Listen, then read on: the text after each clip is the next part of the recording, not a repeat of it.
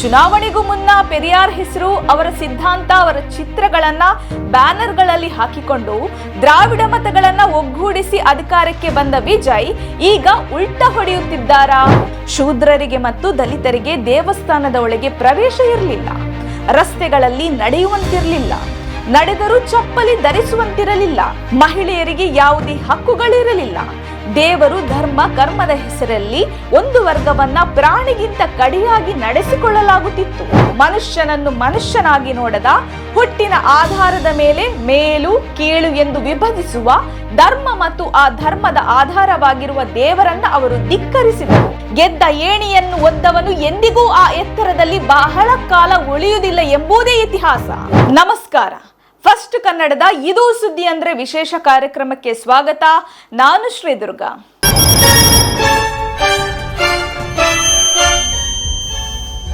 ಗೆಳೆಯರೇ, ತಮಿಳುನಾಡು ಎಂದರೆ ತಕ್ಷಣ ನೆನಪಾಗುವುದು ಬೃಹತ್ ದೇವಾಲಯಗಳು, ವಿಶಿಷ್ಟ ಸಂಸ್ಕೃತಿ ಮತ್ತು ಅದಕ್ಕಿಂತ ಹೆಚ್ಚಾಗಿ ಇಡೀ ದೇಶವನ್ನೇ ಬೆರಗುಗೊಳಿಸುವಂತಹ ಒಂದು ರಾಜಕೀಯ ಪ್ರಬುದ್ಧತೆ. ಇಡೀ ದೇಶದಲ್ಲಿ ಕೋಮುವಾದದ ಬೆಂಕಿ ಹೊತ್ತಿ ಉರಿಯುತ್ತಿದ್ದರೂ ತಮಿಳುನಾಡು ಮಾತ್ರ ಇಂದಿಗೂ ಆ ಬೆಂಕಿಗೆ ಆಹುತಿಯಾಗಿಲ್ಲ. ಅದಕ್ಕೆ ಕಾರಣ ಒಬ್ಬ ವ್ಯಕ್ತಿ, ಒಂದು ಚಿಂತನೆ, ಒಂದು ಚಳುವಳಿ, ಅವರೇ ತಂದೆ ಪೆರಿಯಾರ್.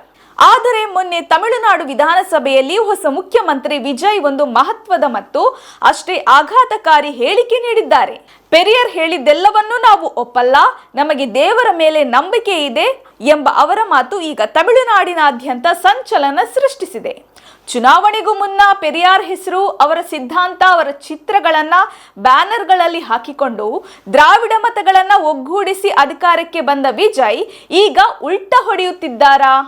ಸಿಎಂ ಕುರ್ಚಿ ಸಿಕ್ಕ ತಕ್ಷಣ ತಾವು ಹತ್ತಿ ಬಂದ ಏಣಿಯನ್ನೇ ಒದೆಯುವ ಕೆಲಸಕ್ಕೆ ವಿಜಯ್ ಕೈ ಹಾಕಿದ್ರಾ? ಯುವ ಜನರೇ, ಇವತ್ತಿನ ಈ ವಿಡಿಯೋ ಕೇವಲ ಒಬ್ಬ ನಟ ರಾಜಕಾರಣಿಯ ಟೀಕೆ ಅಲ್ಲ. ಇದು ನಮ್ಮ ಭವಿಷ್ಯವನ್ನು ನಿರ್ಧರಿಸುವ ಐಡಿಯಾಲಜಿಗಳ ಬಗ್ಗೆ ನಡೆಯುತ್ತಿರುವ ದೊಡ್ಡ ಯುದ್ಧದ ಕತೆ. ಬನ್ನಿ, ಪೆರಿಯಾರ್ ಯಾಕೆ ಮುಖ್ಯ ಮತ್ತು ವಿಜಯ್ ಅವರ ಈ ನಡೆ ಎಷ್ಟು ಅಪಾಯಕಾರಿ ಎಂಬುದನ್ನ ಎಳೆ ಎಳೆಯಾಗಿ ಬಿಡಿಸಿ ನೋಡೋಣ. ರಾಜಕಾರಣದಲ್ಲಿ ಕೃತಜ್ಞತೆ ಹೊಸದೇನಲ್ಲ, ಆದರೆ ಇತಿಹಾಸದ ಪ್ರಜ್ಞೆ ಇಲ್ಲದಿರುವುದು ಬಹಳ ದೊಡ್ಡ ದುರಂತ. ವಿಜಯ್ ಅವರು ನಾವು ಪೆರಿಯಾರ್ ಹೇಳಿದ್ದೆಲ್ಲವನ್ನೂ ಒಪ್ಪುವುದಿಲ್ಲ, ನಮಗೆ ದೇವರ ಮೇಲೆ ನಂಬಿಕೆ ಇದೆ ಎಂದು ಹೇಳುವ ಮೂಲಕ ಒಂದು ದೊಡ್ಡ ತಪ್ಪು ಹೆಜ್ಜೆ ಇಟ್ಟಿದ್ದಾರೆ. ವಿಜಯ್ ಅವರ ಈ ಹೇಳಿಕೆಯನ್ನ ಸೂಕ್ಷ್ಮವಾಗಿ ಗಮನಿಸಿದರೆ ಅವರು ಬಹುಸಂಖ್ಯಾತ ಹಿಂದೂಗಳ ವೋಟ್ ಬ್ಯಾಂಕಿಗೆ ಗಾಳ ಹಾಕಲು ಸಾಫ್ಟ್ ಹಿಂದುತ್ವದ ಮೊರೆ ಹೋಗುತ್ತಿರುವುದು ಸ್ಪಷ್ಟವಾಗಿ ಕಾಣುತ್ತಿದೆ.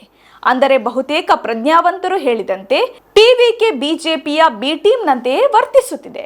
ತಮಿಳುನಾಡಿನಲ್ಲಿ ಅತಿ ಹೆಚ್ಚು ಅಂದರೆ ಸುಮಾರು 38,000ಕ್ಕೂ ಹೆಚ್ಚು ಪುರಾತನ ದೇವಾಲಯಗಳಿವೆ. ಮದುರೈ ಮೀನಾಕ್ಷಿಯಿಂದ ಹಿಡಿದು ತಂಜಾವೂರಿನ ಬೃಹದೇಶ್ವರನವರೆಗೆ ಅಲ್ಲಿನ ಜನ ದೇವಭಕ್ತರು. ಆದರೆ ವಿಶೇಷ ಏನೆಂದರೆ ಆ ದೇವಭಕ್ತಿ ಎಂದಿಗೂ ಅಲ್ಲಿನ ಕೋಮುವಾದಿಗಳನ್ನ ಗೆಲ್ಲಿಸಲಿಲ್ಲ. ಜನ ಗುಡಿಗೆ ಹೋಗುತ್ತಾರೆ, ಪೂಜೆ ಮಾಡುತ್ತಾರೆ, ಆದರೆ ಮತಗಟ್ಟೆಗೆ ಬಂದಾಗ ಕೋಮು ದ್ವೇಷ ಹರಡುವವರನ್ನ ಮನೆಗೆ ಕಳುಹಿಸುತ್ತಾರೆ. ಈ ಮ್ಯಾಜಿಕ್ ಸಾಧ್ಯವಾದದ್ದು ಹೇಗೆ? ಜನರಲ್ಲಿ ದೇವರ ಬಗ್ಗೆ ನಂಬಿಕೆ ಇದ್ದರೂ ರಾಜಕೀಯ ಮತ್ತು ಧರ್ಮವನ್ನ ಪ್ರತ್ಯೇಕಿಸುವ ವೈಚಾರಿಕ ಪ್ರಜ್ಞೆಯನ್ನ ಬಿತ್ತಿದ್ದು ಅದೇ ಪೆರಿಯಾರ್. ವಿಜಯ್ ಅವರಿಗೆ ಈ ಸೂಕ್ಷ್ಮ ಅರ್ಥವಾಗುತ್ತಿಲ್ಲವೇ, ಅಥವಾ ಅರ್ಥವಾದರೂ ರಾಜಕೀಯ ಬೇಳೆ ಬೇಯಿಸಿಕೊಳ್ಳಲು ಈ ನಾಟಕ ಆಡುತ್ತಿದ್ದಾರಾ? ಪೆರಿಯಾರ್ ಅವರು ಯಾರು, ಅವರು ಯಾಕೆ ದೇವರನ್ನ ವಿರೋಧಿಸಿದರು ಎನ್ನುವ ಹಿನ್ನೆಲೆ ತಿಳಿಯದೆ ವಿಜಯ್ ಅಂತವರು ಮಾತನಾಡುವುದು ಮೂರ್ಖತನದ ಪರಮಾವಧಿ. ಪೆರಿಯಾರ್ ಕೇವಲ ದೇವರನ್ನು ನಂಬಬೇಡಿ ಎಂದು ಹೇಳಿದ ಒಬ್ಬ ಬ್ಲೈಂಡ್ ನಾಸ್ತಿಕನಲ್ಲ.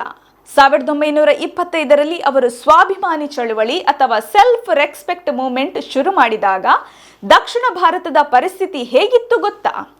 ಶೂದ್ರರಿಗೆ ಮತ್ತು ದಲಿತರಿಗೆ ದೇವಸ್ಥಾನದ ಒಳಗೆ ಪ್ರವೇಶ ಇರಲಿಲ್ಲ, ರಸ್ತೆಗಳಲ್ಲಿ ನಡೆಯುವಂತಿರಲಿಲ್ಲ, ನಡೆದರೂ ಚಪ್ಪಲಿ ಧರಿಸುವಂತಿರಲಿಲ್ಲ, ಮಹಿಳೆಯರಿಗೆ ಯಾವುದೇ ಹಕ್ಕುಗಳಿರಲಿಲ್ಲ, ದೇವರು ಧರ್ಮ ಕರ್ಮದ ಹೆಸರಲ್ಲಿ ಒಂದು ವರ್ಗವನ್ನ ಪ್ರಾಣಿಗಿಂತ ಕಡಿಯಾಗಿ ನಡೆಸಿಕೊಳ್ಳಲಾಗುತ್ತಿತ್ತು. ಪೆರಿಯಾರ್ ವಿರೋಧಿಸಿದ್ದು ಆ ದೇವರನ್ನ, ಮನುಷ್ಯನನ್ನು ಮನುಷ್ಯನಾಗಿ ನೋಡದ, ಹುಟ್ಟಿನ ಆಧಾರದ ಮೇಲೆ ಮೇಲು ಕೀಳು ಎಂದು ವಿಭಜಿಸುವ, ಧರ್ಮ ಮತ್ತು ಆ ಧರ್ಮದ ಆಧಾರವಾಗಿರುವ ದೇವರನ್ನ ಅವರು ಧಿಕ್ಕರಿಸಿದರು.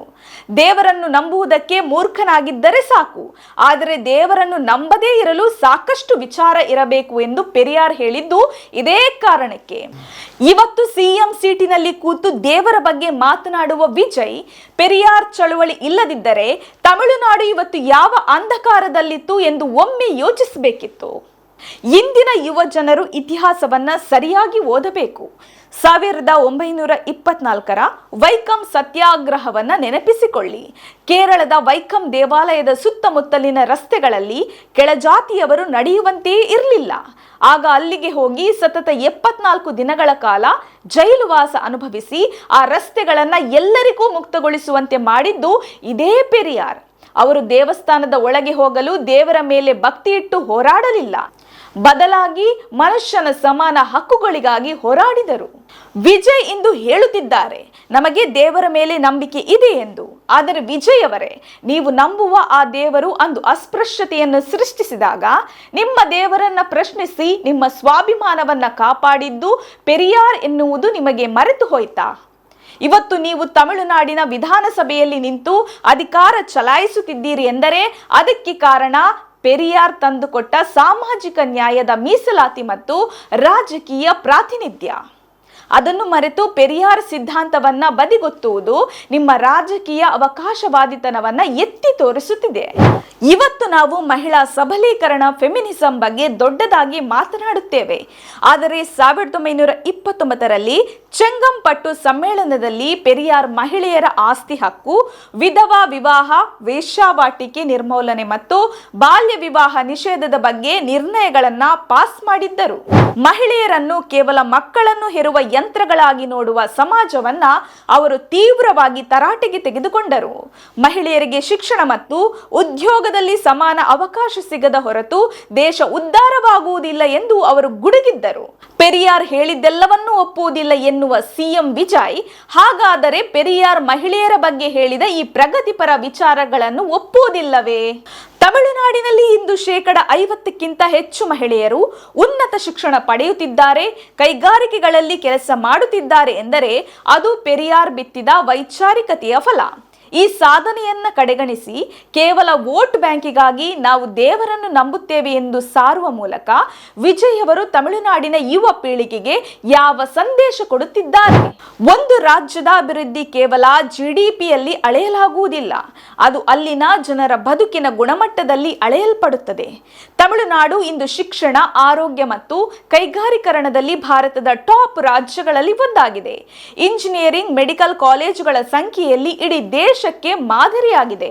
69% ಮೀಸಲಾತಿಯನ್ನ ಜಾರಿಯಲ್ಲಿಟ್ಟು ಎಲ್ಲಾ ಜಾತಿಯ ವರ್ಗದ ಜನರಿಗೂ ಅವಕಾಶಗಳನ್ನು ಸೃಷ್ಟಿಸಿರುವ ರಾಜ್ಯ ಅದು.